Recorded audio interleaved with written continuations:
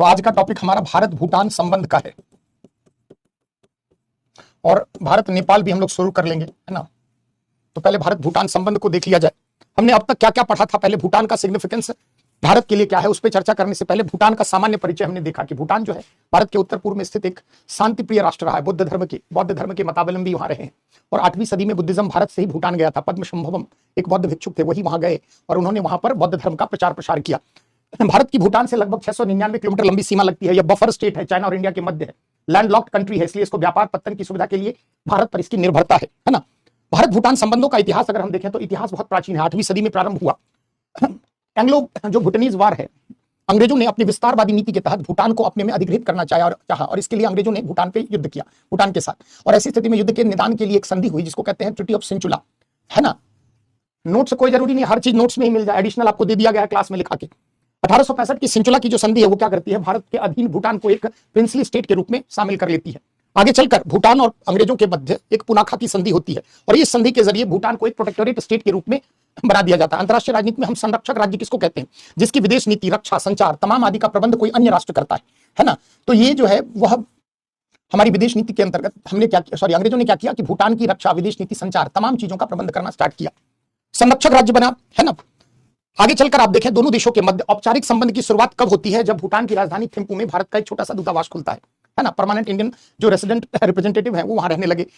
दोनों देशों के मध्य मित्रता की जो संधि है यही दोनों देशों के संबंधों की आधारशिला है, संबंधों का आधार यही है, भारत भूटान शांति एवं मित्रता संधि। इस संधि के प्रावधान पर हमने कल चर्चा की। क्या है संधि के प्रावधान? संधि के प्रावधान में क्या कहा गया कि दोनों परस्पर मित्र रहेंगे, चिरस्थायी मित्रता रहेगी, भूटान के आंतरिक मामलों में भारत हस्तक्षेप नहीं करेगा, है ना। भूटान कोई भी अपनी जो विदेश नीति का संचालन वो भारत के मार्गदर्शन में करेगा, तमाम ये सब बातें थी। अब ये बातें जो है वो भूटान के लोग अगर भारत आए या भारत के लोग भूटान जाए तो कोई भी पासपोर्ट, वीजा जैसे आधिकारिक दस्तावेज की जरूरत नहीं है, ये सभी बातें हो गई, है ना, मित्रता संधि में। अब देखो भूटान शुरू में कैसा था, एक राजतंत्र था, बाद में 2007-8 के आसपास जो है वहां पर लोकतंत्र की स्थापना होती है और भूटान में इस मित्रता संधि को संशोधित किया जाता है। जैसे संरक्षक राज्य का दर्जा हटा दिया गया, भारत विदेश नीति जो है भारत के सलाह पर या मार्गदर्शन में करेगा, इसको भी एडिट कर दिया गया, है ना। और ये जो है जितने सवाल हैं लास्ट में पूछा करें। जब कहता हूं लास्ट में सवाल पूछो अमित राठौर, तो उस समय जाने की बहुत जल्दी रहती है ना। उस समय तो good night, good evening, thank you sir, 7:50 नहीं हो, कई लोग ऐसे व्यग्र हो जाते हैं जाने के लिए, उस समय सवाल नहीं पूछना। और जब नया टॉपिक पढ़ाओ तो कहो कि सर एमटीसीआर पे क्यों साइन नहीं किया, सर फॉरेन पॉलिसी का आदर्शवाद क्या है बताइए जरा, यथार्थवाद क्या है सर। यही तरीका गलत है ना। जिस समय जब जो टॉपिक होता है अंतिम तक मैं रोज रुका रहता हूं, है ना, आपका नमस्ते लेने के लिए रुका नहीं रहता हूं। अगर डाउट है जेन्युइन तो पूछिए। अभी पढ़ा रहे हैं इंडिया भूटान, अब एमटीसीआर पर चाइना ने मुझे उस समय पूछना था, या अगर प्रश्न है तो अंत में पूछो। बेटा आज 13-14 क्लास हो चुकी है, अब तक समझ नहीं पाए कि टीचर कैसे पढ़ाता है, कैसे क्लासेस चलती है ना। शुरुआत के 1.5-2 घंटे हमारे होते हैं, अंतिम के 10-15 आधे घंटे, जब तक आपके एक खरब सवाल ना ले लूं मैं जाऊंगा नहीं, है ना। तो जितने सवाल हैं लास्ट में पूछा करें, है ना। अभी जहां पढ़ा रहे हैं उस पर फोकस कर ले, तो लास्ट में पूछ लो, तुम्हें मना थोड़ी है, अंतिम में पूछ लो। मैं किसी को कभी मना करता हूं प्रश्न पूछ, मेरी क्लास इतना लोकतंत्र कहां मिलेगा जी। ऑनलाइन क्लास में इतने सारे कमेंट्स लेना, इतने सारे प्रश्नों का जवाब देना, जितने सवाल है ऑब्वियसली आप किससे पूछेंगे, मुझसे नहीं पूछेंगे तो और किससे पूछेंगे। लेकिन लास्ट में एक तरीका होता है ना। अभी आप सोचो कि मैं भूटान छोड़कर आपको एमटीसीआर बताने लगूं, 90% बच्चों को कैसा लगेगा। तो माना कि आपके जेन्युइन डाउट है, तो डाउट का एक तरीका होता है, लास्ट में पूछिए जितने सवाल पूछने हैं। बार बार कहीं ना कहीं अगर हमारी फॉरेन पॉलिसी हम भारत के मार्गदर्शन के सलाह के आधार पर निर्धारित करेंगे, ऐसी स्थिति में यह हमारी संप्रभु शक्ति का अधिग्रहण किया जा रहा है, सब शक्ति का अतिक्रमण है। तो बार बार ऐसा कहा जा रहा था, इसलिए भूटान ने संशोधित कर दिया और क्या कहा कि भूटान अपनी स्वयं की विदेश नीति का संचालन अपने आप करेगा, है ना। और अगर जो भी वो विदेश नीति का संचालन करेगा उस क्रम में वो भारत के राष्ट्रहित का भी ध्यान रखेगा। कहने का मतलब हम ऐसा कुछ बुरा नहीं करेंगे विदेश नीति के संचालन के क्रम में जिससे भारत के हितों को चोट पहुंचे। क्लियर है। आगे चलकर इस संधि में क्या कहा गया कि जो रक्षा आवश्यकताएं हैं उसके लिए सिर्फ भारत पर रिलाई नहीं करेगा, भारत के अलावा किसी अन्य देश से भी रक्षा मदद ले सकता है, सैन्य उपकरण वगैरह तमाम। ये सब बातें हो गई। मित्रता संधि क्या थी, उसमें संशोधन, ये आधार है, इसको जानना जरूरी है। चलते हैं, दोनों देशों के मध्य कई संधियां हुई है। जैसे कल कुछ मैप वगैरह मैं सोचा कि आपको दिखा दूं। भूटान की अवस्थिति आप देख सकते हैं कैसी है, भूटान की अवस्थिति कहां है। भूटान इधर आप देख सकते हैं अरुणाचल प्रदेश का पार्ट है, ये पूरा का पूरा अरुणाचल, इधर असम का पार्ट, इधर पश्चिम बंगाल का और कुछ सिक्किम का पार्ट। तो ये जो सीमा है लगभग 699 किलोमीटर भारत इससे साझा करता है।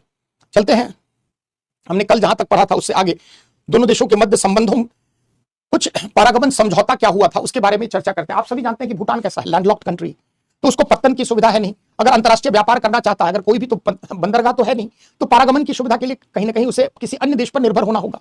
तो जो भारत और भूटान के मध्य 1972 में व्यापार एवं पारागमन समझौता होता है, और यह समझौता कई बार संशोधित हुआ है ना। तो अगर अगला एक हेडिंग बना लें, भारत भूटान व्यापार एवं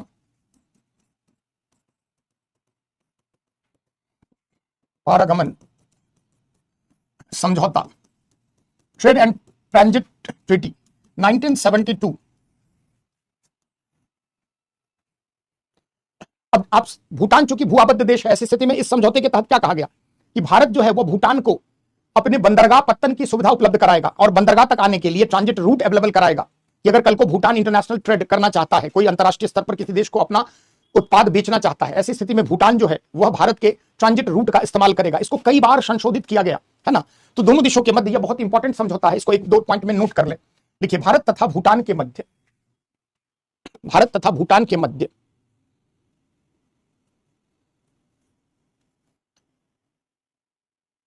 व्यापार एवं पारगमन समझौता 1972 में हुआ, जिसके द्वारा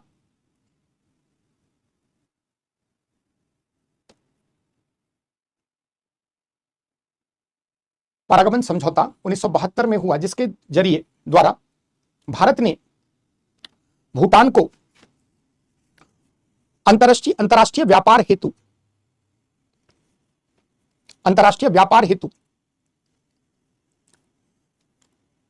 पत्तन की सुविधा, बंदरगाह की सुविधा उपलब्ध कराई।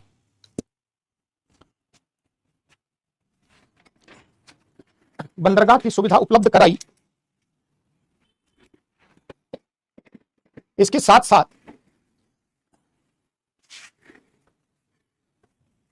भूटान किसी भी अन्य देश से व्यापार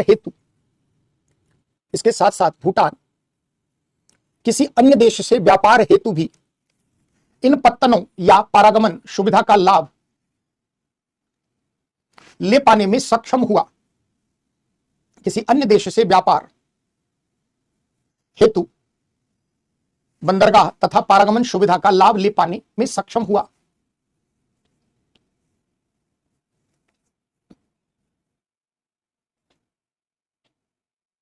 उल्लेखनीय है कि इस समझौते को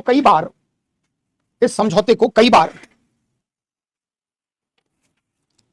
संशोधित कर व्यावहारिक व प्रासंगिक बनाने का भी कार्य किया गया है।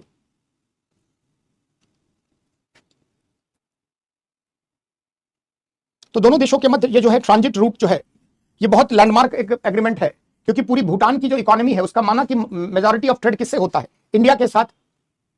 लेकिन इसके अलावा अगर इंडिया के अतिरिक्त भूटान किसी अन्य देश से व्यापार करना चाहता है तो वो कहां से करेगा?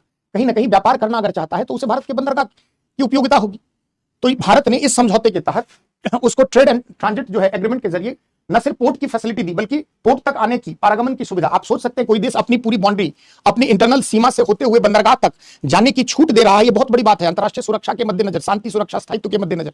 लेकिन भूटान की छवि एक शांतिप्रिय राष्ट्र की रही है, अतः भारत ने भूटान के साथ इस प्रकार का समझौता किया। तो ये सब कुछ समझौते हैं जो महत्वपूर्ण है। अब एक हेडिंग बनाते हैं कि भारत के लिए भूटान का महत्व क्या है और भूटान के लिए भारत का महत्व क्या है। तो अगले पार्ट में एक हेडिंग बनाइए, पहले भूटान के लिए भारत का महत्व देखते हैं, फिर भारत के लिए भूटान का महत्व देखते हैं। भूटान के लिए भारत का महत्व, और दूसरे पॉइंट में हम भारत के लिए भूटान का महत्व, भारत के लिए भूटान का महत्व।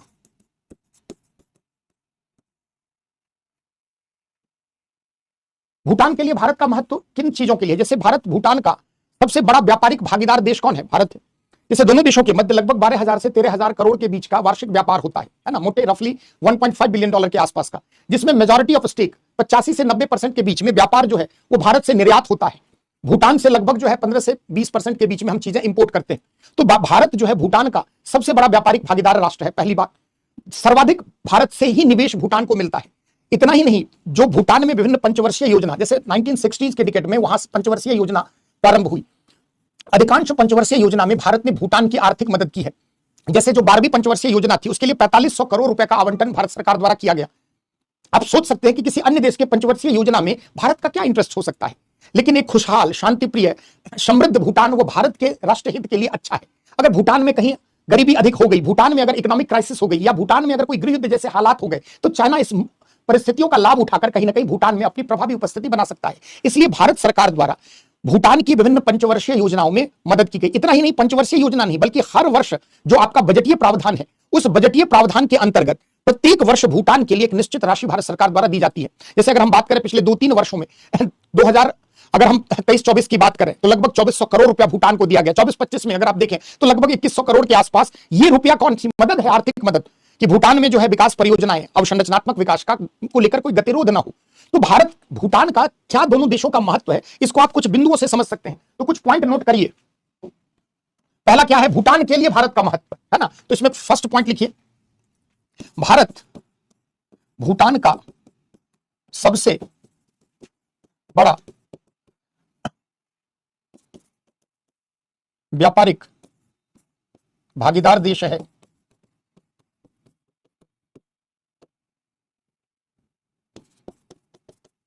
भूटान के कुल आयात का 85 से 90% भारत से होता है। पहले पॉइंट में भूटान में भारत सर्वाधिक एफडीआई, फॉरेन डायरेक्ट इन्वेस्टमेंट, प्रत्यक्ष विदेशी निवेश, है ना, सर्वाधिक एफडीआई करने वाला देश भारत है। भूटान में भारत सर्वाधिक एफडीआई करने वाला देश है। एफडीआई तो समझते ही होंगे सारे लोग, फॉरेन डायरेक्ट इन्वेस्टमेंट, प्रत्यक्ष विदेशी निवेश।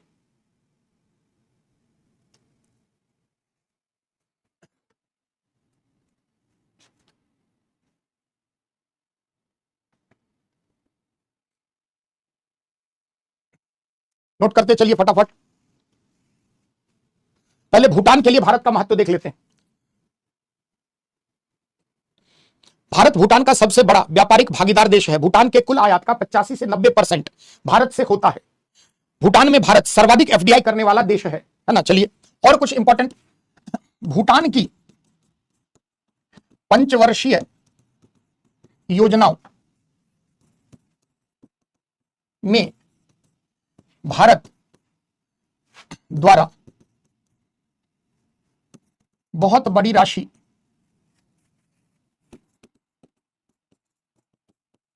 अनुदान के रूप में प्रदान की गई है।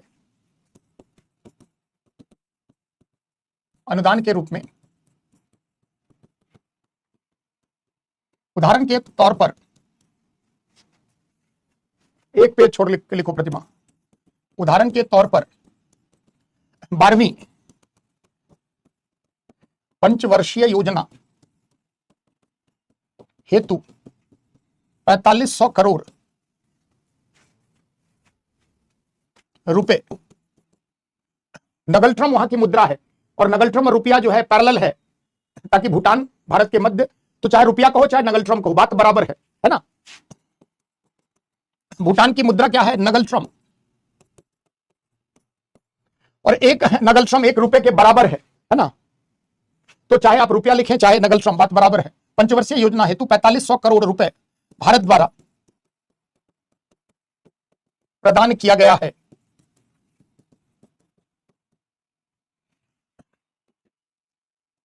भारत प्रत्येक वार्षिक बजट में पड़ोसी देशों के लिए अनुदान पैकेज के तहत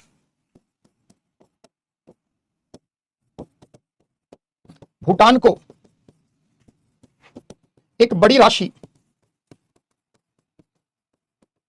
प्रदान करता है। उदाहरण के रूप में वित्तीय वर्ष 2024-25 में 2100 करोड़ रुपए लगभग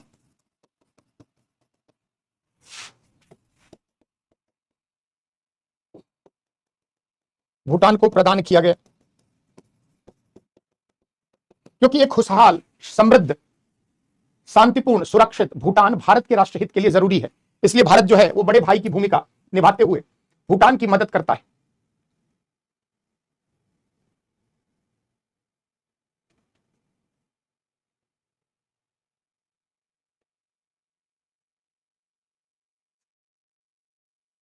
बहुत बड़ी राशि अनुदान के रूप में प्रदान की गई है।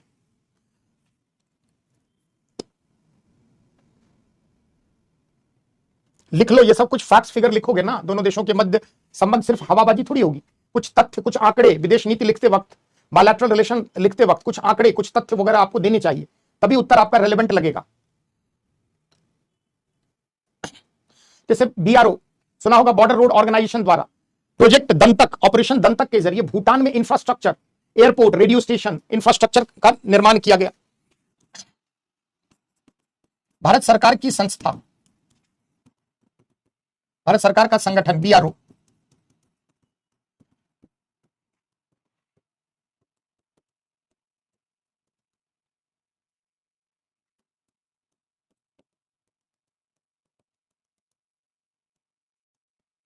द्वारा प्रोजेक्ट दंतक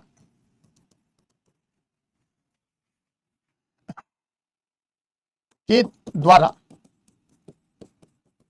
भूटान में अवसंरचनात्मक विकास का बड़े पैमाने पर कार्य किया गया है। जैसे उसमें क्या क्या है, तो रोड है, एयरपोर्ट है, हाउसिंग सोसाइटी है, तमाम चीजों का निर्माण किया गया आदि का निर्माण। लंबे समय तक भूटान की सुरक्षा,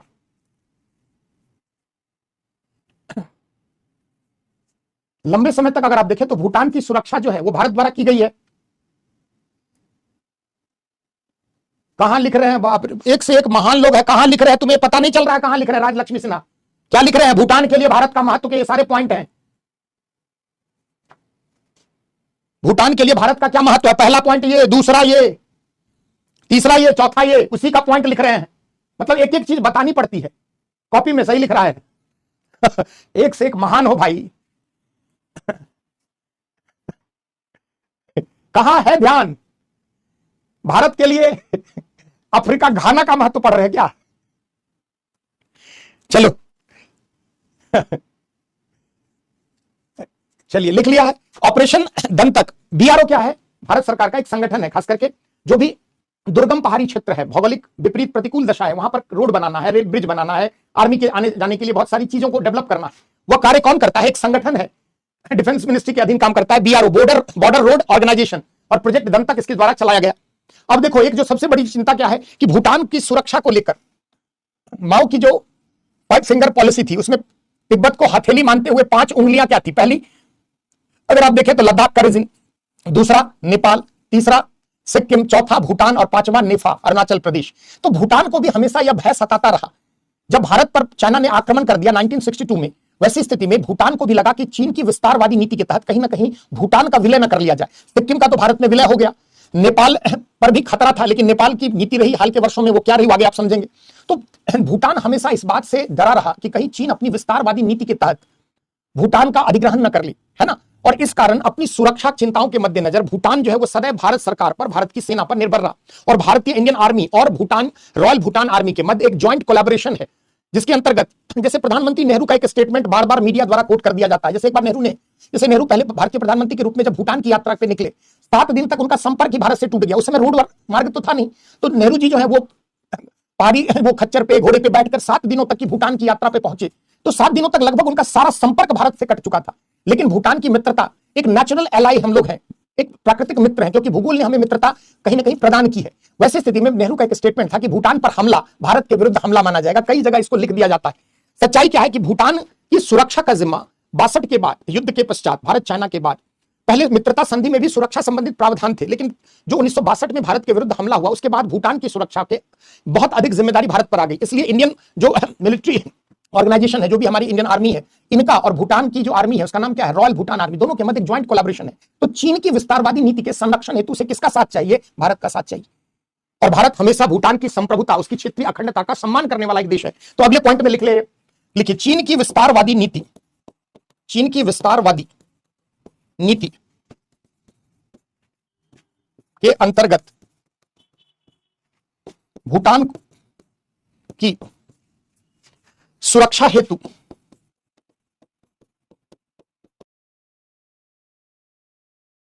भारत पर निर्भरता जैसे भूटान जो है वह होगा जब पूरी दुनिया जीडीपी ग्रोथ पर बल दे रही थी, तो 1970s के डिकेड में ही जो भूटान के राजा थे उन्होंने एक gross domestic national happiness index की बात की कि किसी देश की के विकास को सिर्फ आर्थिक मोर्चों पर मापा नहीं जाना जाए, बल्कि वह देश कितना खुशहाल है। तो भूटान के लोग जो है प्रकृति के निकट है और भूटान ने अपनी सस्टेनेबिलिटी के मॉडल को सदैव बनाए रखा है।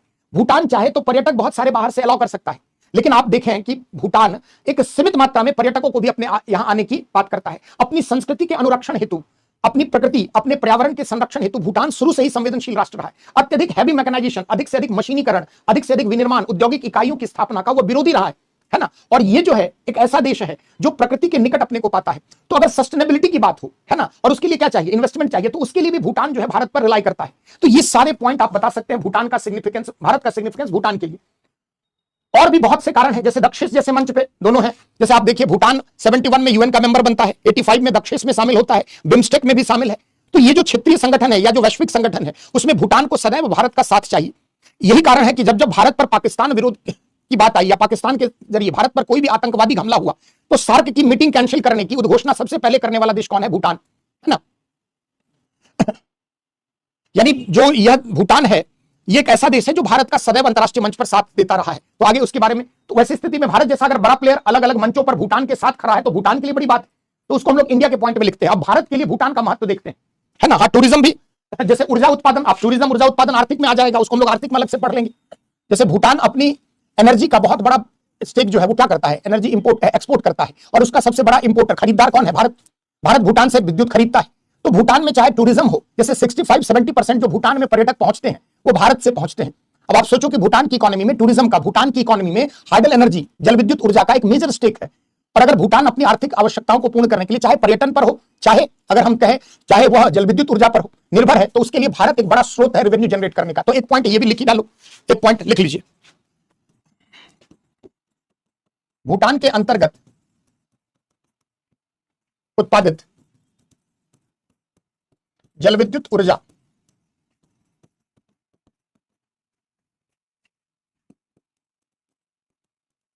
सबसे बड़ा खरीदार देश भारत है। इसके साथ साथ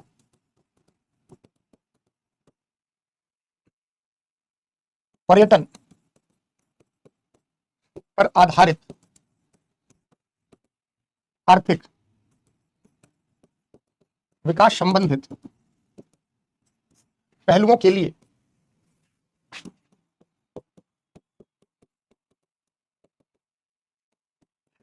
भूटान भारत पर निर्भर है।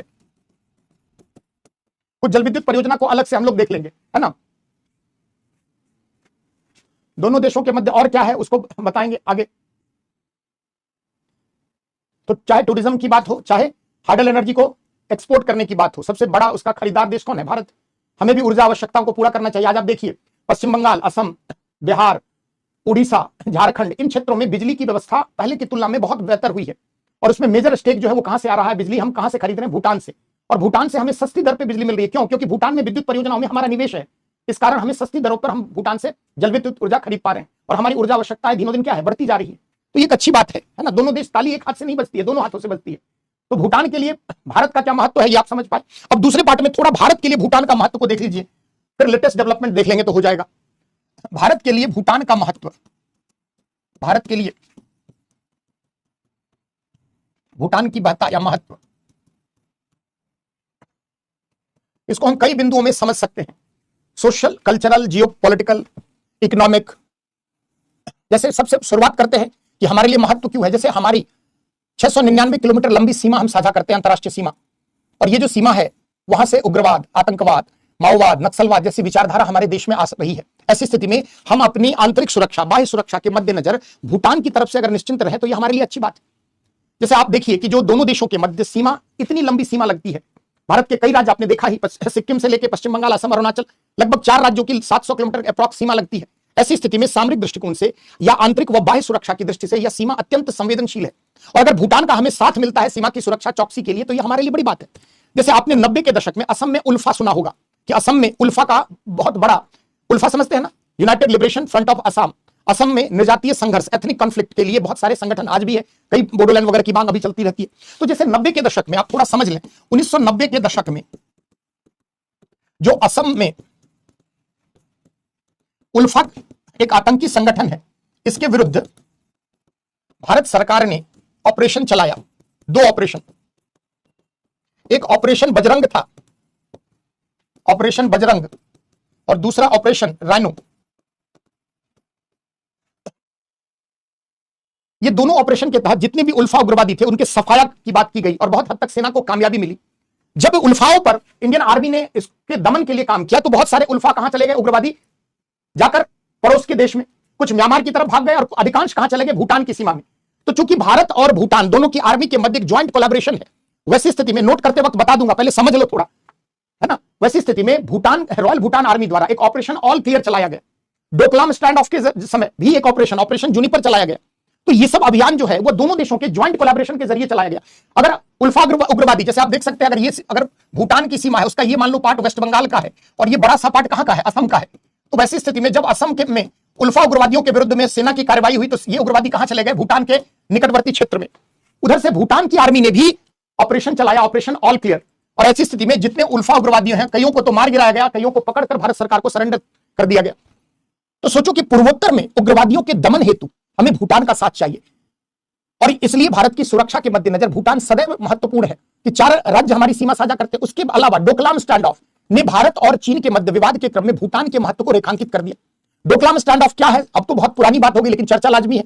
डोकलाम विवाद सुना होगा, देखते हैं क्या है डोकलाम। जैसे देखिए डोकलाम, इधर मैप पर देखें आप कि ये जो है ये सिक्किम का पार्ट है पूरा का पूरा। इधर ये जो है ये भूटान का, ये चाइना, पीला चाइना, ये जो है ट्राई जंक्शन है, ये जो क्षेत्र है देख सकते हैं, इधर इंडिया, नीचे भी इंडिया, इधर भूटान और ऊपर चाइना, यानी 3 देशों की सीमा जो है वह यहां पर लगती है डोकलाम में। और ऐसी स्थिति में 2017 में चीन की सेना द्वारा ये जो डोकलाम प्लेट्यू है, एक डोकलाम पठारी क्षेत्र है, इसको डोकाला के नाम से वहां लोग कहते हैं, इस क्षेत्र में चीन की आर्मी के द्वारा सड़क निर्माण किया जा रहा था। अब देखिए अगर चाइना यहां तक अगर अपनी पहुंच बना लेता, वैसी स्थिति में जो हमारा नॉर्थ ईस्ट का टेरिटरी है, जिसको आप चिकन नेक या आप एक सकड़ी पट्टी के रूप में जानते हैं, हमारा पूर्वोत्तर के राज्यों से संपर्क जो है वो दार्जिलिंग के पास सिलीगुड़ी कॉरिडोर जो आप कहते हो, उसके जरिए हमारा अपने उत्तरवर्ती राज्यों के साथ संपर्क है। अगर डोकला या डोकलाम में यहां पर चीन के द्वारा अवसंरचनात्मक विकास और सैन्य बेस बनाने की उसकी कोशिश थी, जिसका प्रतिकार पहले किसने किया, रॉयल भूटान की आर्मी ने, और बाद में उसके समर्थन में ऑपरेशन जूनिपर स्टार्ट किया गया चाइना के अगेंस्ट में, किसके जरिए, रॉयल भूटान की आर्मी के जरिए। और उसके समर्थन में भारतीय सेना भी गई और बहुत लंबे समय तक दोनों देशों की, चाइना और इंडिया, और इधर इंडिया और भूटान कलेक्टिवली और उधर चाइना की आर्मी आमने सामने जो है युद्ध जैसी परिस्थिति में खड़ी रही, जिसको आप डोकलाम स्टैंड ऑफ कहते हैं।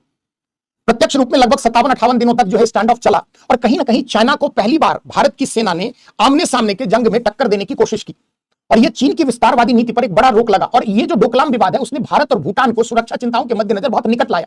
अब देखिए अगर यहां पर चीन का अगर सैन्य बेस बन जाता तो ऐसी स्थिति में ये जो चिकन नेक वाला जो कॉरिडोर है, अगर हम आप देखें ये वाला जो पार्ट है जिससे हमारा पूर्वोत्तर का संपर्क है, इस पर सेलिंग के जरिए चाइनीज आर्मी क्या करती, इसको अवरोधित कर देती और पूर्वोत्तर के राज्यों से शेष भारत का संपर्क ही क्या होता, खत्म हो जाता।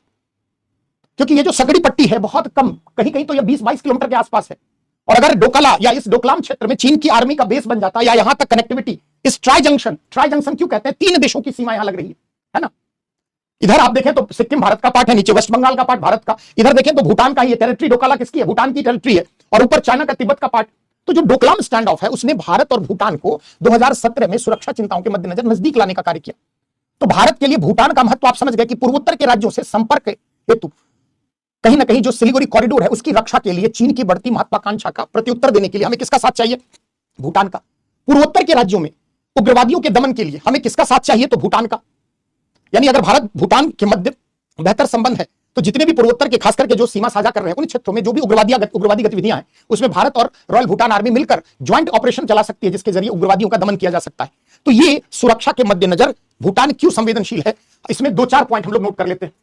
चलिए, ये हालांकि मुद्दा पुराना हो गया बच्चों, है ना, लेकिन फिर भी है ना, कम से कम भारत ने चाइना को एक मैसेज तो कन्वे किया हमने कि ये जो भारत है ये 62 का भारत नहीं है, बल्कि ये जो भारत, ये बात कब की हो रही है, 2017 जून की ये घटना है, लगभग जो है 8 वर्ष से अधिक हो गए।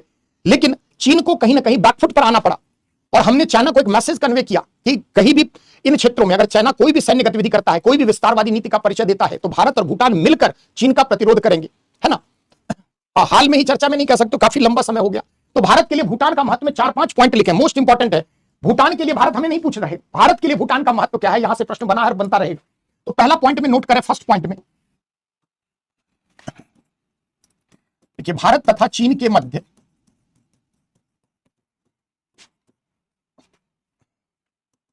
एक बफर स्टेट के रूप में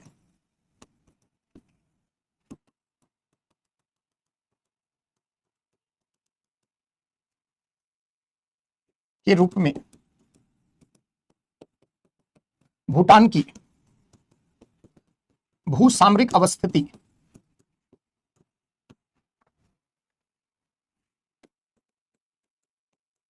भारत की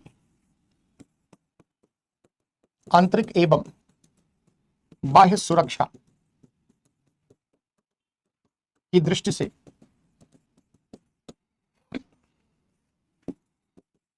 अत्यंत महत्वपूर्ण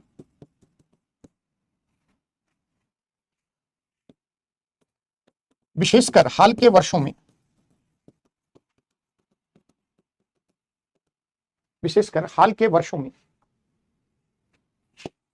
चीन की विस्तारवादी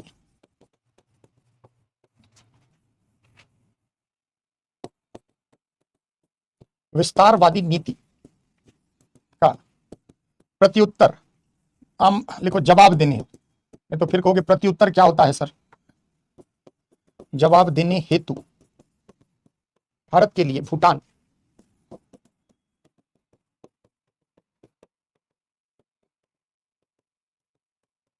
अत्यंत महत्वपूर्ण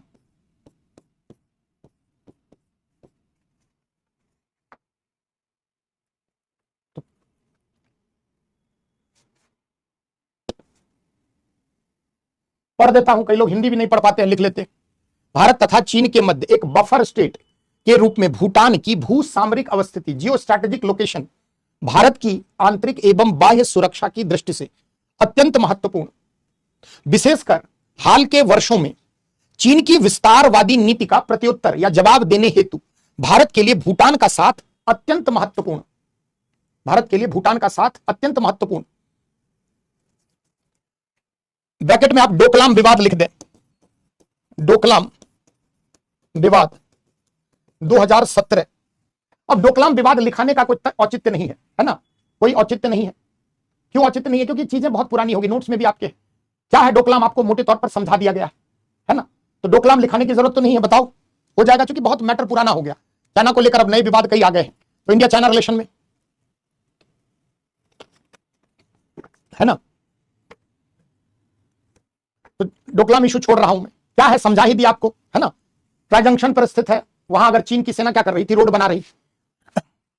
जैसे अगर हम इस तरह से देखें तो ये सिक्किम का पार्ट है ना, इधर आप देखें तो नीचे ये वेस्ट बंगाल का पार्ट है, इधर ये देखिए तो ये भूटान का पार्ट है, इधर ये भूटान है, इधर सिक्किम है, इधर आपका वेस्ट बंगाल है, ये जो है ये किसका पार्ट है, तो तिब्बत का यानी चाइना का पार्ट है, तिब्बत।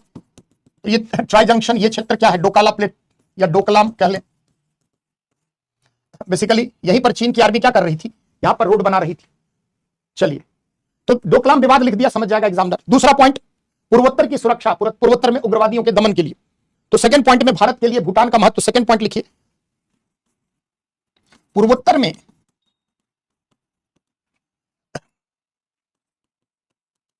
उग्रवादियों के विरुद्ध कार्यवाही हेतु भूटान का साथ भारत के लिए अपेक्षित।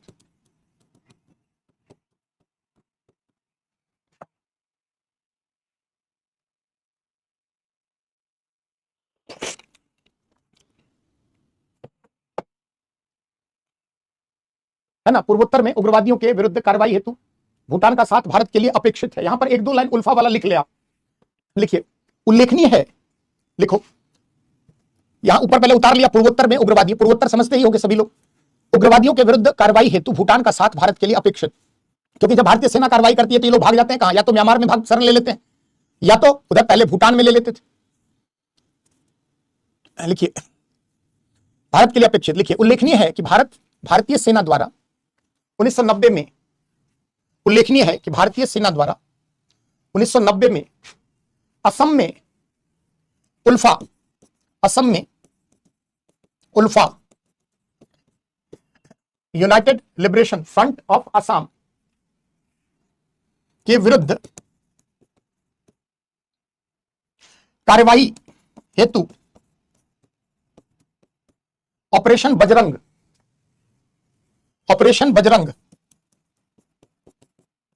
एवं ऑपरेशन राइनो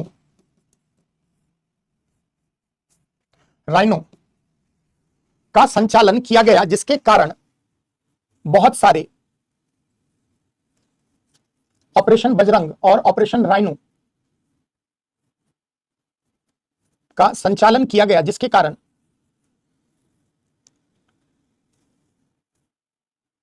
बहुत सारे उग्रवादी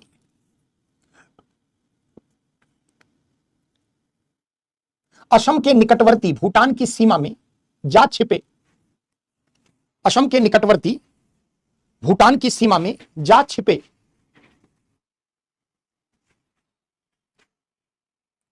इन उग्रवादियों का सफाया करने हेतु रॉयल भूटान आर्मी द्वारा, इन उग्रवादियों का सफाया करने हेतु रॉयल भूटान आर्मी द्वारा ऑपरेशन ऑल क्लियर का संचालन किया गया, ऑपरेशन ऑल क्लियर का संचालन किया गया और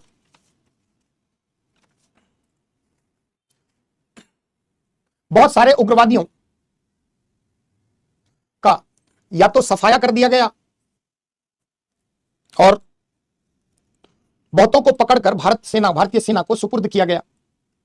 बहुत सारे उग्रवादियों का सफाया किया गया, मार दिया गया, एवं बहुत सारे उग्रवादियों को भारतीय सेना के सुपुर्द किया गया।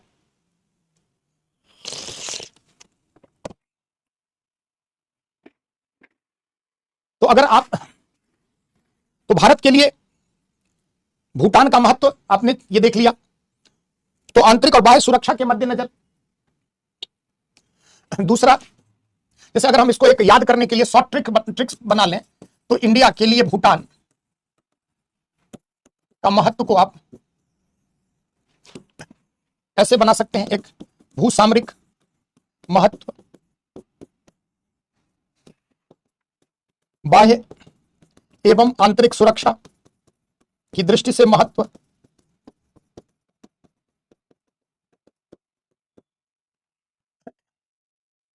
आर्थिक महत्व, रीजनल क्षेत्रीय महत्व, बहुत सारे क्षेत्रीय मंच पर सांस्कृतिक महत्व, अलग अलग याद रखने का यह सब तरीका है। कुछ पर्यावरणीय चिंताओं को लेकर भी, पर्यावरणीय सुरक्षा के मद्देनजर, आर्थिक महत्व में भी जल विद्युत, तमाम निवेश सब आ जाएगा, है ना। तो आपने 2 पॉइंट कहां से लिखे, भूसामरिक और बाह्य एवं आंतरिक सुरक्षा। तो जियो स्ट्रैटेजिक सिग्निफिकेंस आपने देख लिया, इंटरनल और बाह्य सिक्योरिटी के स्तर पर क्या महत्व है ये आपने देख लिया, ये दोनों पॉइंट आप ऑलरेडी लिख चुके हैं। अब तीसरा आर्थिक महत्व लिख ले, है ना, बना लोगे, अब हर चीज बताएंगे तब करोगे, मन है तो बना लो।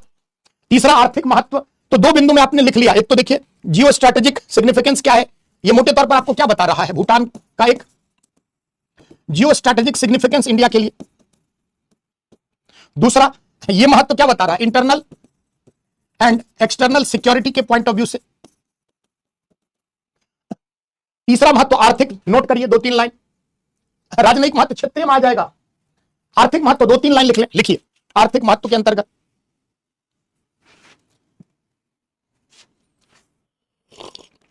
लिखिए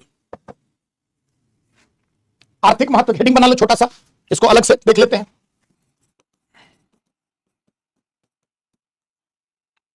पहले इसमें व्यापार दिखाइए, अगर इंडिया भूटान के मध्य ट्रेड की बात की जाए तो लगभग 12,000 से 13,000 करोड़ के बीच में ट्रेड हो रहा है, नियरली 1.5 बिलियन डॉलर के आसपास, है ना, यानी 1.5 बिलियन डॉलर एनुअल ट्रेड की बात हो रही है, एनुअल ट्रेड। अब ये ट्रेड जो है वो ट्रेड सरप्लस की पोजीशन में भारत है। मतलब कि जैसे मान लो 12,000 करोड़ में 9,95 करोड़ रुपया हमारे यहां से क्या हो रहा है, निर्यात हो रहा है भूटान को, यानी भूटान हमसे चीजें ले रहा है। क्या क्या ले रहा है, जैसे आईटी में, पेट्रोलियम में, दवा, तेल, तमाम चीजें, है ना, ये हमसे वो खरीद रहा है। बदले में हम उससे क्या ले रहे हैं, तो हम उससे क्या ले पा रहे हैं, जल विद्युत ऊर्जा, बहुत सारे हर्ब्स हैं, बहुत सारे, जैसे बहुत सारी लकड़ियां हैं, ये सब भूटान से हम आयात करते हैं, कुछ चावल की वैरायटी वगैरह भी है। तो जो भूटान और भारत का व्यापार है, एनुअल ट्रेड है, वो एनुअल ट्रेड 12,000 से 13,000 करोड़ के बीच का है, और उसमें यह ट्रेड सरप्लस इंडिया के फेवर में है ना, यानी हम 9,000 साढ़े 9,000 करोड़ रुपया जो है यहां से जाता है, यानी निर्यात करते हैं 2,2500 करोड़ का, वो हमसे आयात करता है। तो ये हमारे लिए एक अच्छी स्थिति है। तो आर्थिक मोर्चे पर व्यापार को आप दिखा दें, है ना, तो एक दो लाइन इसमें लिख लीजिए, इंडिया और भूटान के मध्य वार्षिक व्यापार 12,000 करोड़ के आसपास है, जिसमें हाँ सीमेंट है, बहुत चीजें हैं, खाली सीमेंट ही थोड़े है, ऐसी बहुत लिखिए, भारत भूटान के मध्य वार्षिक व्यापार 12,000 करोड़ के आसपास का है, जिसमें व्यापार अधिशेष भारत के पक्ष में है, ट्रेड सरप्लस। ट्रेड डेफिसिट समझते हैं, घाटा, घाटा कब होगा, जब निर्यात कम करेंगे और आयात अधिक करेंगे तो ट्रेड डेफिसिट हो जाएगा। जब निर्यात अधिक करेंगे, बेचेंगे अधिक, खरीदेंगे कम, तो क्या होगा, ट्रेड सरप्लस होगा। तो उसको क्या कहते हैं, व्यापार अधिशेष। और जो व्यापार घाटा है ना, तो दोनों देशों के मध्य 12,000 करोड़ का वार्षिक व्यापार है, जिसमें व्यापार अधिशेष भारत के पक्ष में है लगभग 90%, लगभग 90%, लगभग 90%।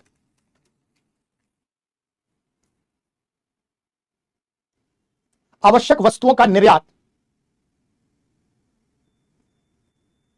भारत से भूटान को होता है।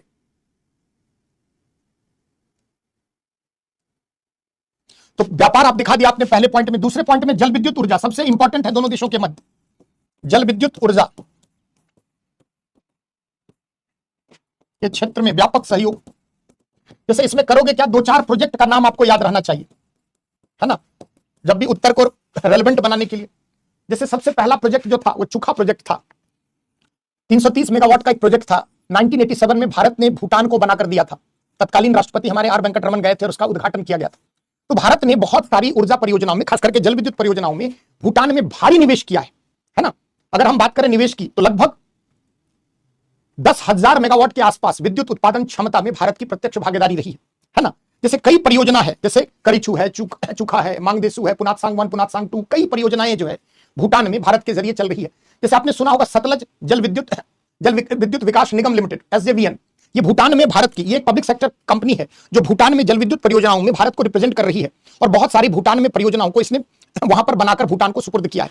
जैसे अलग अलग मॉडल पे वहां पर काम हो रहा है, जैसे built, owned, operate and transfer. Boot एक मॉडल है जिसमें भारत क्या करता है कि कोई भी विद्युत परियोजना बिल्ट बनाता है, ओन करता है, कुछ दिन अपने नियंत्रण में रखता है, उसको ऑपरेट करता है, चलाता है, और उसके बाद वो क्या करता है, ट्रांसफर करता है। तो भूटान में बहुत सारी जल विद्युत परियोजनाओं में भारत की प्रत्यक्ष भागीदारी है। तो इसमें दो चार परियोजनाओं का नाम आपको बस याद रखना है ना। तो इसमें ऊर्जा के क्षेत्र में क्या क्या, जल विद्युत ऊर्जा के क्षेत्र में व्यापक सहयोग है। जैसे नेपाल और भूटान में जल विद्युत ऊर्जा बहुत हमारे फॉरेन पॉलिसी में अधिक महत्वपूर्ण है। तो दोनों की आप दो चार प्रोजेक्ट का नाम आप याद रख ले, है ना। अलग अलग नाम है, नाम भी थोड़े टिपिकल है, जैसे मांगदेचू, पुनात सांग 1, पुनात सांग 2, है ना, करीछू, चोखा, है ना। तो ऐसा तो नहीं होगा इंडियन नाम होगा, भूटानीज नाम है, तो वहां की भाषा है। तो कुछ परियोजनाओं के नाम आप नोट कर ले, है ना। इसमें कुछ कुछ प्रमुख परियोजना लिखिए। भारत सरकार द्वारा, लिखो, भारत सरकार द्वारा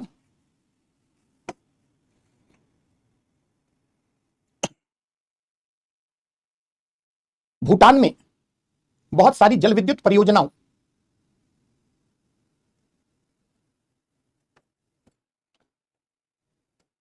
का निर्माण किया जा रहा है। दोनों देशों के मध्य हाइड्रो पावर, जल विद्युत ऊर्जा के क्षेत्र में, जल विद्युत ऊर्जा के क्षेत्र में 2009 में एक समझौता पर हस्ताक्षर किया गया, जिसके तहत 2009 में एक समझौता पर हस्ताक्षर किया गया, जिसके तहत 2020 तक, जिसके तहत 2020 तक भारत द्वारा भूटान में 10,000 मेगावाट जल विद्युत ऊर्जा उत्पादन का लक्ष्य निर्धारित किया गया था।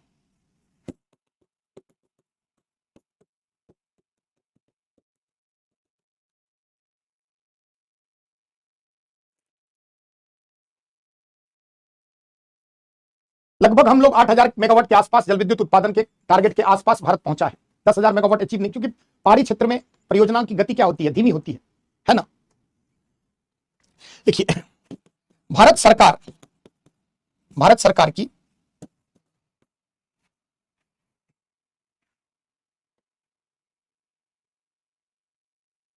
कंपनी SJVN सतलज जल विद्युत निगम लिमिटेड, भारत सरकार की कंपनी, पब्लिक अंडरटेकिंग है। सतलज जल विद्युत निगम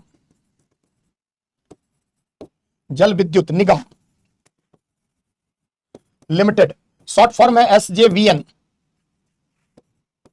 द्वारा सतलज जल विद्युत निगम द्वारा हाल के वर्षों में भूटान में कई बड़ी परियोजनाओं का निर्माण किया जा रहा है, जिसमें कुछ प्रमुख परियोजना निम्न हैं। कई जल विद्युत परियोजनाओं का निर्माण किया जा रहा है, जिसमें कुछ प्रमुख परियोजना निम्न हैं।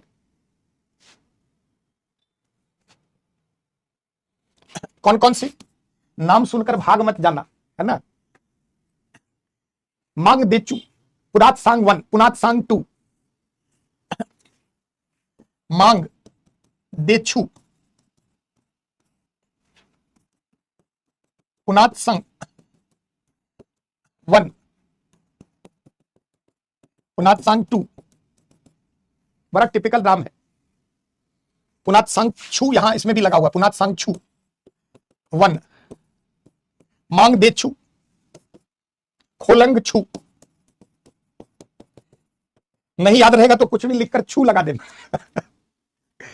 ऐसा मत करना, याद नहीं होगा छू लिख देना जैसे पहली परियोजना जो थी वो चुखा थी।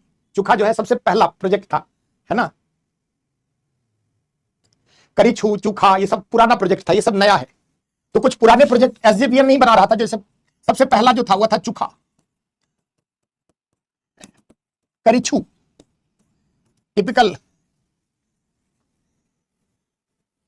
मांग देछू याद रहेगा, छू याद रखना। हमें लगता है छू का मतलब कोई इस तरह का होता है, नदी उदी टाइप का कुछ, है ना। अब उतना क्या, चलिए किसी को तो इंटरेस्टिंग लगा। हाँ, उड़नछू, दिमाग से सही कह रहे हैं वासी, उड़नछू है ये तो आर्थिक क्षेत्र में आपने क्या क्या देखा? पहला आपने क्या देखा? सबसे पहला व्यापार $1.5 बिलियन के अप्रॉक्स, है ना।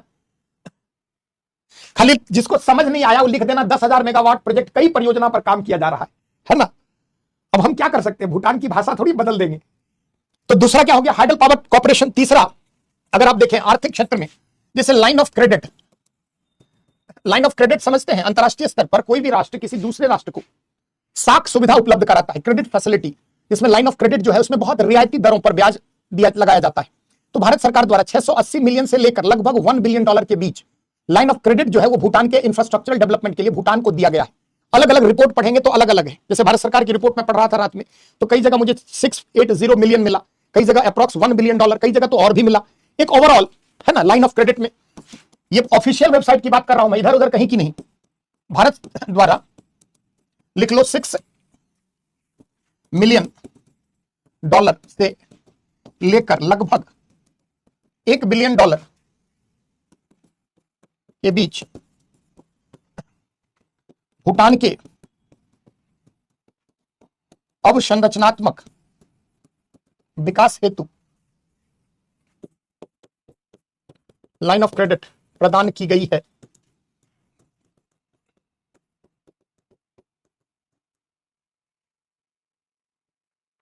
परतो दिया नाम को मांग दे छू, पुनात सांगछू 1, पुनात सांगछू 2, खोलेंग छू, चुखा करिछू।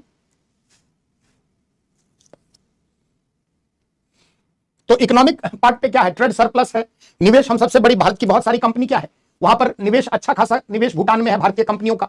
आईटी सेक्टर में, मोबाइल टेक्नोलॉजी में, सर्विस सेक्टर में बहुत सारी भारत की कंपनियां जो है भूटान में सेवा प्रदान कर रही है, जिसको लेकर हाल में एक विवाद भी हुआ था कि भारत की कई कंपनियों ने क्या किया है, बांग्लादेश के लोगों को वहां रखा है, भूटान के आम लोगों को इन परियोजनाओं में अपने काम में नहीं रखा है, जिसको लेकर भूटान के लोगों में कुछ विरोध भी हुआ था। हाँ चलिए, अब नाम पर पीएचडी नहीं कर लेना है ना। चलिए, तो लाइन ऑफ क्रेडिट समझ गए। अब देखिए जो मैंने बनाया था आपको याद रखने के लिए, तो हमने देख लिया क्या क्या, भू सामरिक महत्व, बाह्य आंतरिक आर्थिक, सांस्कृतिक महत्व में बताने की जरूरत नहीं है, बुद्धिज्म को लेकर कल्चरल है ना। तो दोनों देशों के मध्य सांस्कृतिक महत्व की बात करें अगर हम, तो सांस्कृतिक महत्व में हम क्या बता सकते हैं, भारत के लिए क्या महत्व, भारत बौद्ध धर्म का बहुत सारा केंद्र भारत में है ना। ऐसी स्थिति में सांस्कृतिक पर्यटन, जैसे हमारे यहां से बहुत सारे टूरिस्ट जा रहे हैं, लेकिन भूटान की आबादी ही कम है, वहां से भी बहुत सारे टूरिस्ट आ रहे हैं। तो सांस्कृतिक क्षेत्र में, कई अन्य क्षेत्र में, जैसे भूटान के छात्रों को प्रतिवर्ष भारत में भूटान के बहुत सारे छात्र जो है उनको स्कॉलरशिप मिलता है, फ्री में पढ़ाया जाता है। यहां तक कि यूपीएससी में भी आप देखें तो भूटान के बच्चे भी एलिजिबल हैं, नेपाल, भूटान, कुछ देश के बच्चे यूपीएससी में भी एलिजिबल हैं। तो ये सारी फैसिलिटी जो है भूटान के लिए भारत कर रहा है। तो ये पीपल टू पीपल कॉन्टैक्ट सांस्कृतिक कूटनीति का ही पार्ट है। तो सांस्कृतिक कूटनीति में हम लिख सकते हैं, लिखिए, बौद्ध धर्म दोनों देशों के मध्य पीपल टू पीपल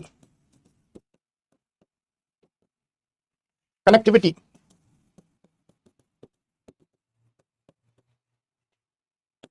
बढ़ाने एक क्रम में एक कड़ी लिंक का कार्य करता है।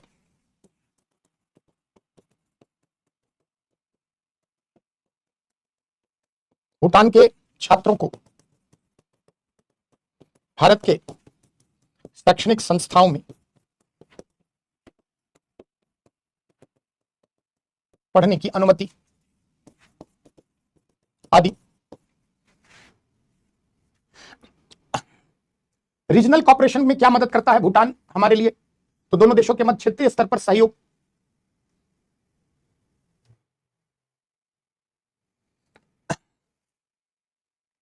जैसे भूटान के राजा के पुत्र भारत के विश्वविद्यालय में पढ़े हुए हैं, है ना, बहुत सारे जेएनयू में, डीयू में, उधर कोलकाता यूनिवर्सिटी में बहुत सारे भूटान के छात्र जो हैं अब पढ़ते हैं हमारे यहाँ।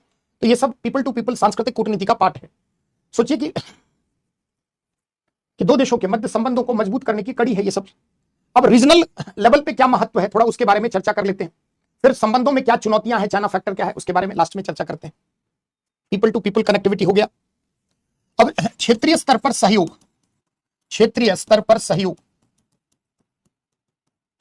जैसे अगर हम कहें, चाहे यूनाइटेड नेशंस हो, चाहे सार्क हो, चाहे बिम्स्टेक हो,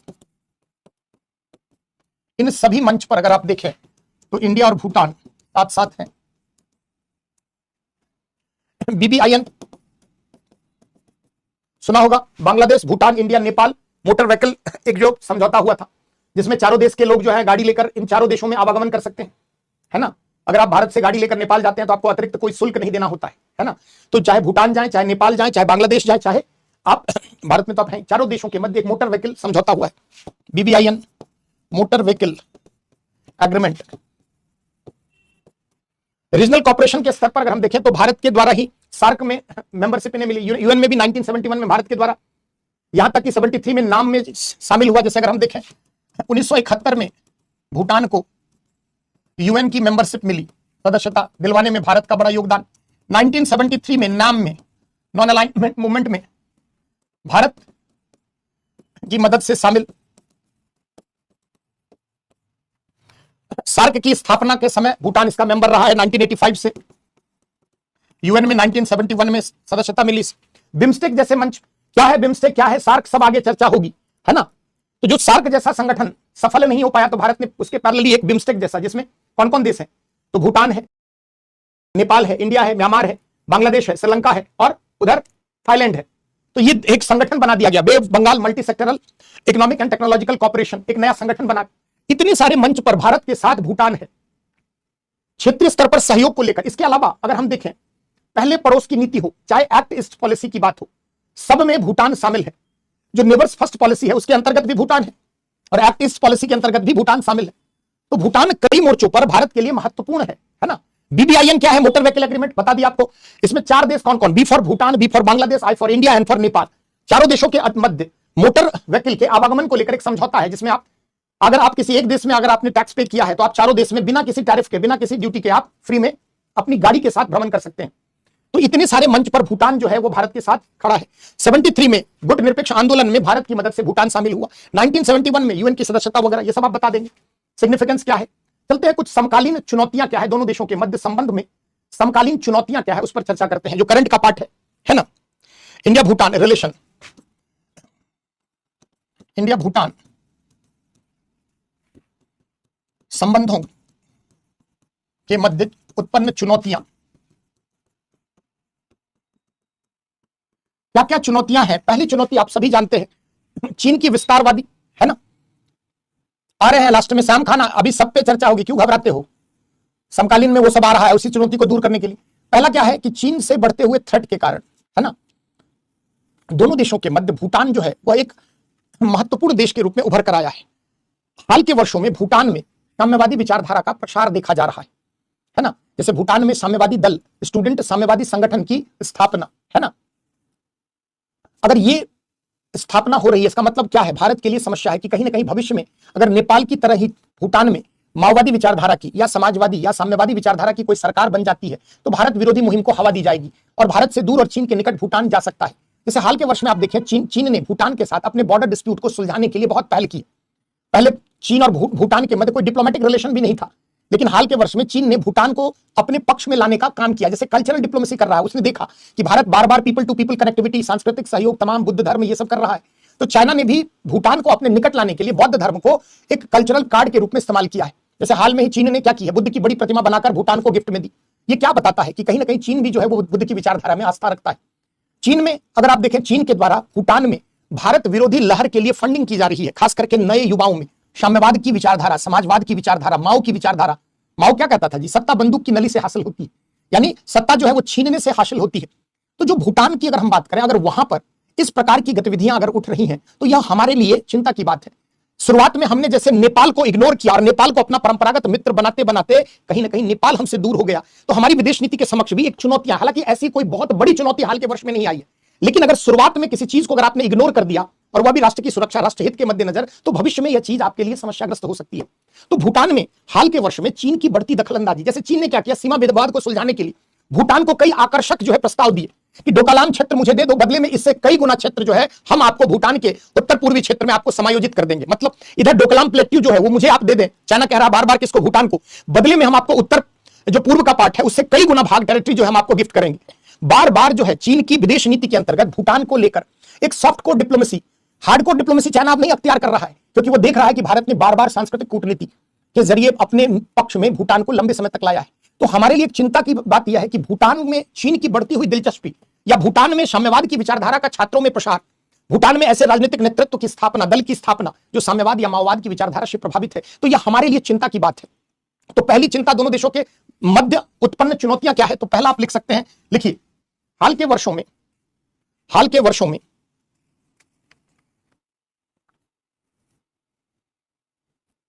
भूटान में चीन की बढ़ती हुई दिलचस्पी तथा हाल के वर्षों में भूटान में चीन की बढ़ती दिलचस्पी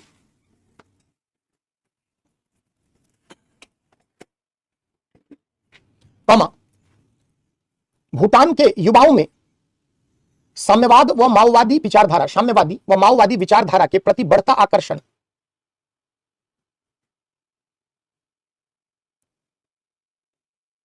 भूटान के युवाओं में साम्यवादी एवं माओवादी विचारधारा के प्रति बढ़ता आकर्षण,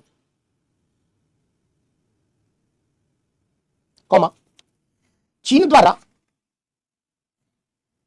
बौद्ध धर्म के जरिए सांस्कृतिक कूटनीति का क्रियान्वयन, चीन द्वारा बुद्धिज्म, बौद्ध धर्म के जरिए भूटान में सांस्कृतिक कूटनीति का क्रियान्वयन आदि ने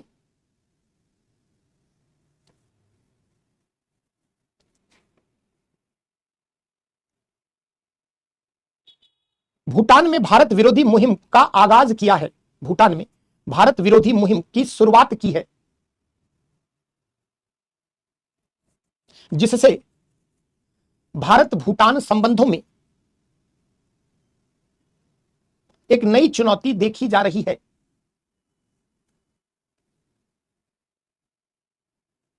भारत भूटान संबंधों में एक नई चुनौती देखी जा रही है। चीन द्वारा भूटान को बार बार सीमा विवाद को सुलझाने के लिए की गई आकर्षक पेशकश, चीन द्वारा सीमा विवाद को सुलझाने के लिए बार बार भूटान को की गई आकर्षक मतलब प्रस्ताव, ऐसे लिख सकते हैं, आकर्षक प्रस्ताव, कॉमा, चीन द्वारा भूटान के अवसंरचनात्मक विकास के नाम पर बड़ी राशि का वादा, चीन द्वारा भूटान के अवसंरचनात्मक विकास के नाम पर बड़ी राशि का वादा ने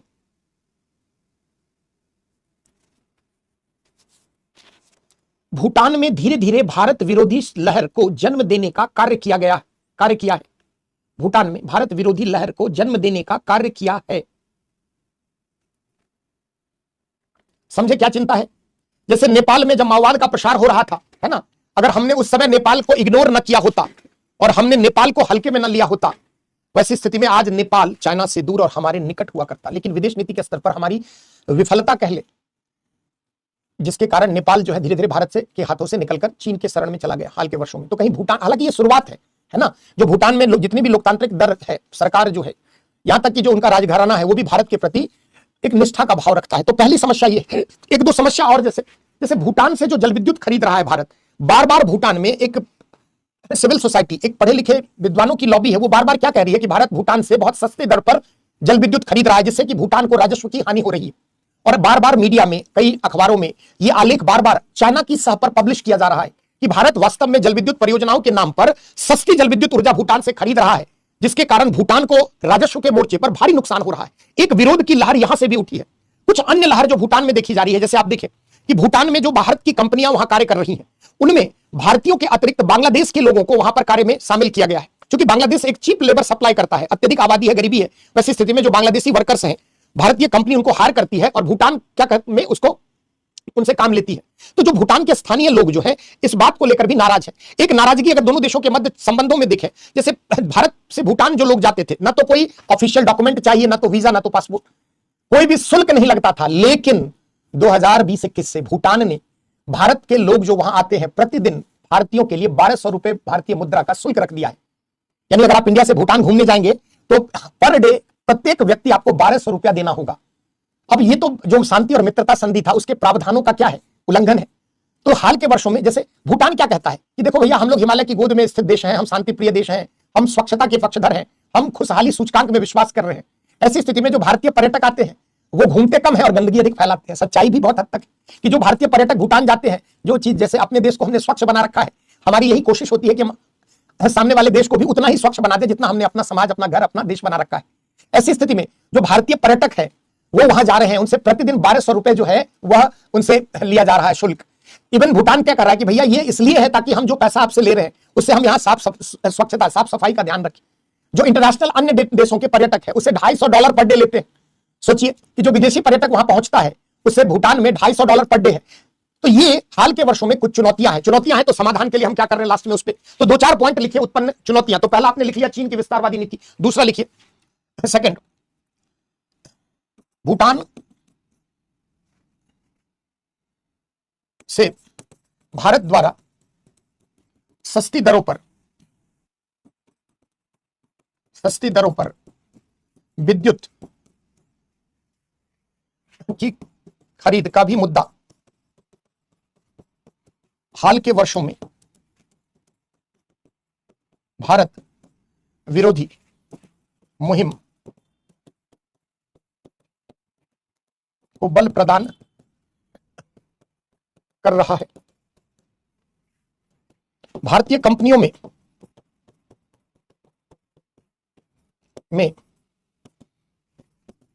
भारत के अतिरिक्त बांग्लादेशी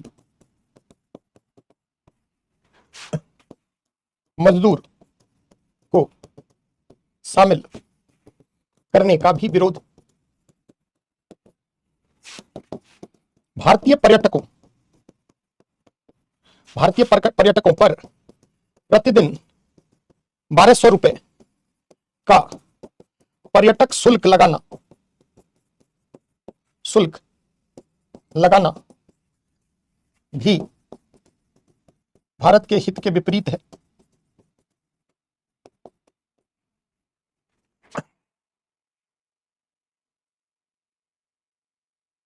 हाँ, सबको मिला लो, अखंड भारत बना लेंगे। अपना देश तो संभल नहीं रहा है जो है, और मिलाकर और चलिए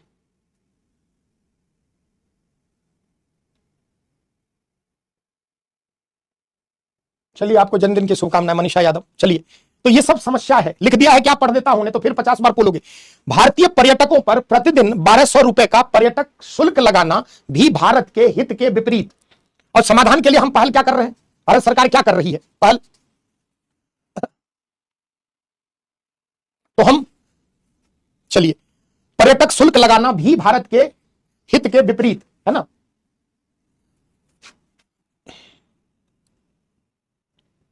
भारत भूटान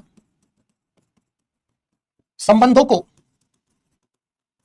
और बेहतर बनाने हेतु हालिया प्रयास, भारत सरकार का हालिया प्रयास, हालिया मतलब हाल का प्रयास। जैसे देखिए, प्रधानमंत्री अपने पहले कार्यकाल में 2014 में शपथ लेने के बाद पहली विदेश की धरती वो जिसका चयन किया वो क्या थी, भूटान। सोचो कि प्रधानमंत्री अपने तीसरे कार्यकाल में 11 वर्षों में 4 बार भूटान का दौरा कराए। यह क्या बताता है कि दोनों देशों के मध्य संबंधों में भूटान की अहमियत को बताता है ना। नहीं, भारत ने नहीं लगा रखा है। तो वर्तमान प्रधानमंत्री की हम क्या कह सकते हैं, वर्तमान प्रधानमंत्री की 4 बार भूटान की यात्रा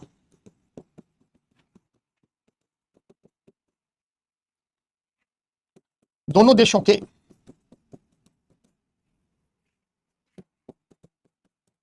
संबंधों के लिहाज से महत्वपूर्ण। सांस्कृतिक कूटनीति, बुद्धिज्म को लेकर भारत सरकार सांस्कृतिक कूटनीति, बौद्ध धर्म को लेकर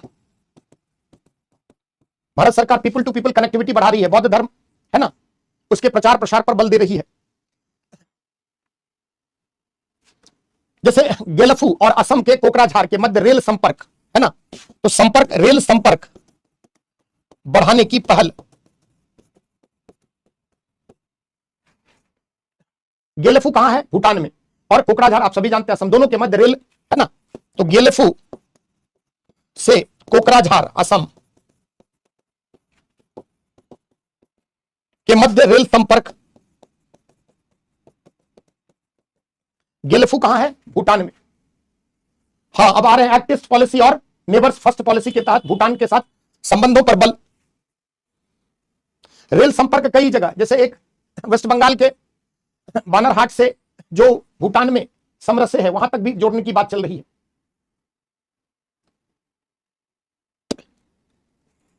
तो गेलफू से कोकराझार असम का पार्ट है कि मध्य रेल संपर्क लिखा है। अगला हम क्या कह सकते हैं, पहले पड़ोस की नीति, पहले पड़ोस की नीति तथा एक्ट ईस्ट पॉलिसी के तहत भूटान के साथ संबंधों को और अधिक सुदृढ़ करने की पहल। सुदृढ़ मतलब मजबूत होता है।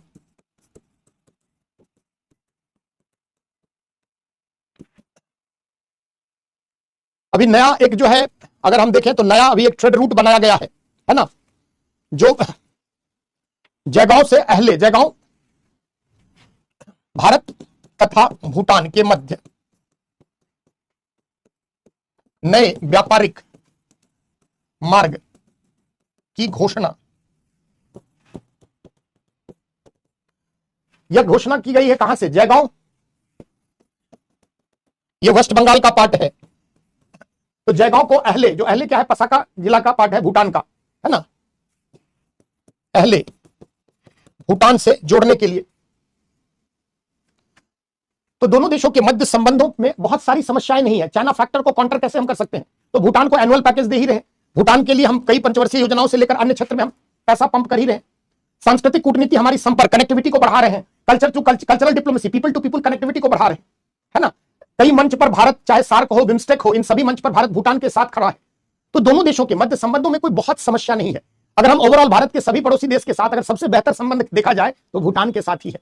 थोड़ी बहुत चिंताएं अवश्य है, परंतु वह चिंताएं जो है स्वाभाविक है, उस पर ध्यान देने की जरूरत है।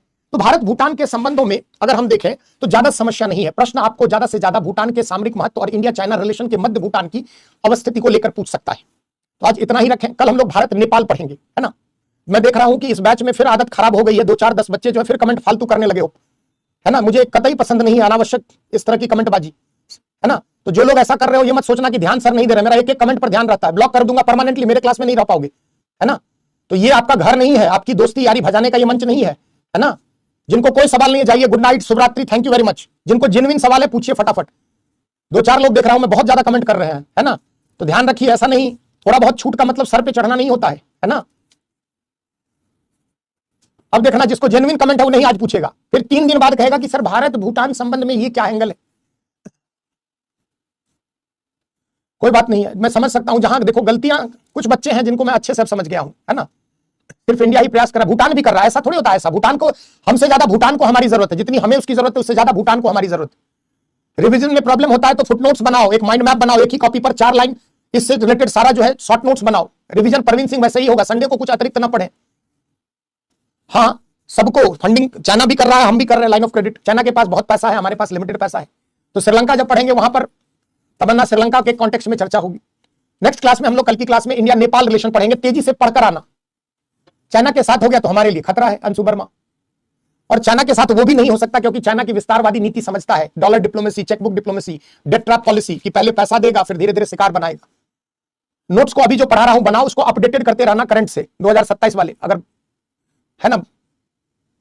चलिए ठीक है आकाश पटेल, अच्छी बात है, ऐसे ही बच्चे मुझे पसंद है। जहां जेन्युइन सवाल है पूछो ना। चलिए ठीक है, ठीक है, ठीक है, कल पढ़कर आना जो भी आपके पास स्रोत है। पीडब्ल्यू का मैटर काफी है, और नाभिकीय कूटनीति जो है, नाभिकीय नीति मैंने डिटेल लिखवा दिया है, नोट्स की चिंता क्या करते हो। हाँ, हर देश का ऐसा तनिष्क कोई ना कोई पॉलिसी होता है नेबर्स को लेकर। चलिए आपका यस्टरडे, अरे ठीक है, संडे को बर्थडे की हार्दिक शुभकामनाएं मनीषा यादव। आंसर राइटिंग के लिए जब फिर लिखो तो पहले अंडरलाइन करो, यही तो जो बता रहा हूं, महत्व क्या है, उसका क्या महत्व है। एक पहले रफ जो है स्ट्रक्चर बनाओ, है ना, और उसके आधार पर लिखना स्टार्ट करो। नहीं, भूटान की मुद्रा क्या है, नगल ट्रम। नेपाल में इंडियन करेंसी चल जाती है, हालांकि वहां भी दिक्कत नहीं होती आपको ज्यादा। 11 अगस्त को बर्थडे है, 2-4 दिन पहले और बता लेते अंशु, जुलाई में, जून में याद दिला देते।